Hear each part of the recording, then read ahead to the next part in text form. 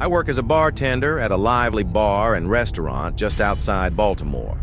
Unlike most places, we don't have waiters, just us bartenders and the kitchen staff.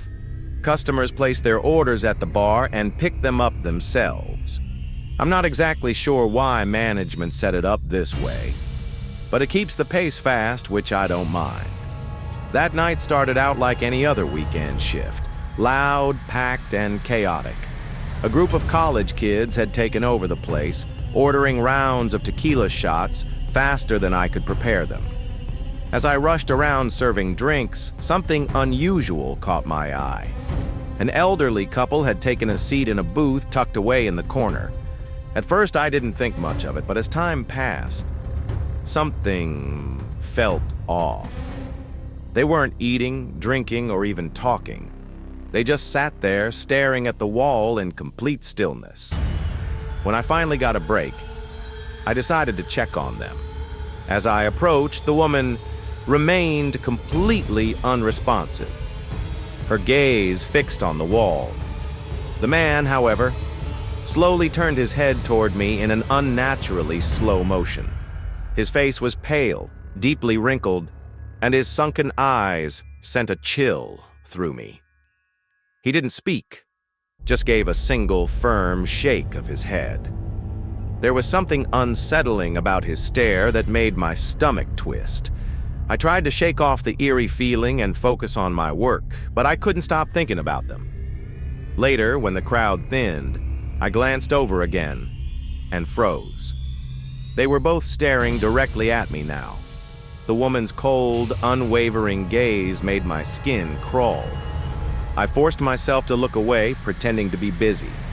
But when I looked back again, the booth was empty. As we closed up, I casually asked my coworker Karen, who has worked there for years and notices everything, if she had seen the elderly couple. She gave me a puzzled look and said she had no idea what I was talking about. She even listed off several customers she had served that night, but there was no mention of the couple. A nervous laugh escaped me, but inside, I was panicking. Doubts crept in as I left for the night, but as I reached my car, I nearly dropped my keys in shock. Standing under a dim streetlight across the road were two shadowy figures. I knew it was them. My body froze. My breath caught in my throat. Without a second thought, I jumped into my car, locked the doors, and sped away, my heart pounding. I never saw them again. I never found out who or what they were. And to this day, I don't think I ever will.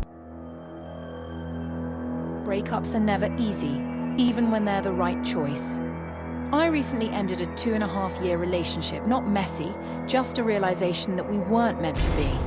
But moving on was still painful, especially with constant reminders of him. One thing I missed most was playing pool together. It had been our thing. We often went to quiet dive bars, avoiding the college scene. He was incredible at the game. Trick shots, bank shots, you name it. I was good too, but he was on another level. A few weeks ago, on a random Wednesday, I felt an overwhelming urge to play again. My friends weren't available, but I didn't want to sit at home reminiscing, so I decided to go out alone. The bar was exactly as I remembered. Dim lighting, a jukebox humming in the corner. The familiarity almost made me turn back, but I stayed. After a couple of drinks, I wandered to an empty pool table, absent-mindedly chalking a cue.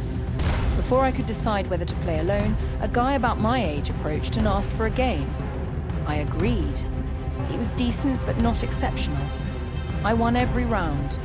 He made small talk, bought me drinks, and seemed friendly enough, though he lacked the wit I usually enjoyed in conversations. I didn't mind. It was nice to just play without overthinking. After 4 rounds, he abruptly asked if I wanted to go back to his place. I laughed it off, teasing that he'd need a second date for that. His demeanor changed instantly. His eyes darkened as he muttered about the money he had spent on drinks. Then he grabbed my wrist and snatched my purse. Fear paralyzed me. We were in a public place, but I didn't know how to react. Thankfully, 2 older men at the bar noticed and intervened. One of them told him to let go. With a final glare, the guy tossed my purse on the table and stormed out. Shaken, I thanked the men, called an Uber, and left. The ride home felt like a blur, my mind racing. When we arrived, I fumbled through my bag for my keys, my hands still trembling. That's when I saw the notification on my phone. AirTag found moving with you. Panic surged through me. I frantically searched my purse and felt something unfamiliar. Pulling it out, I stared in horror. It was an AirTag. My breath caught in my throat. I immediately threw it to the ground and stomped on it until I was sure it was destroyed. But even then, the unease didn't fade. Someone, likely that guy, had tried to track me. I scanned the empty street, my pulse hammering. Clutching my bag, I sprinted to my back door, fumbling with my keys. Once inside, I locked every door and window, my heart still pounding. I was safe. But even now, I keep looking over my shoulder, afraid he's still watching, waiting for me to step outside again. I just hope it's really over. My life is simple but comfortable. I'm 40, single, child-free, and content. I work as a bartender at an upscale rooftop bar serving high-end clientele. The job pays well and the ever-changing crowd keeps things interesting. I prefer it that way. No regulars, no attachments. One busy Friday night, amidst the usual chatter and clinking glasses, a man walked in. He didn't fit the scene. Dressed in a worn leather jacket over a black hoodie, his disheveled hair and tense expression set him apart. He carried an air of quiet hostility as he approached the bar but didn't take a seat. When I asked what he wanted, he muttered, "Double shot of Jaeger." I poured his drink, and when he paid with crumpled cash, a rarity in our establishment, I dismissed it.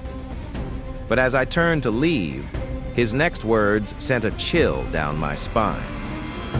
"I knew I'd find you here, Kevin." I froze. My name tag wasn't visible and I didn't recognize him. When I demanded to know how he knew me, he ignored the question and simply said, "I know what you did." Then, without another word, he turned and walked away. The rest of my shift was a blur. I racked my brain for any connection to the stranger, but came up empty. By the time I got home, I was still rattled, but eventually drifted off to sleep until something woke me. An unease settled over me. As my eyes adjusted to the darkness, I saw it.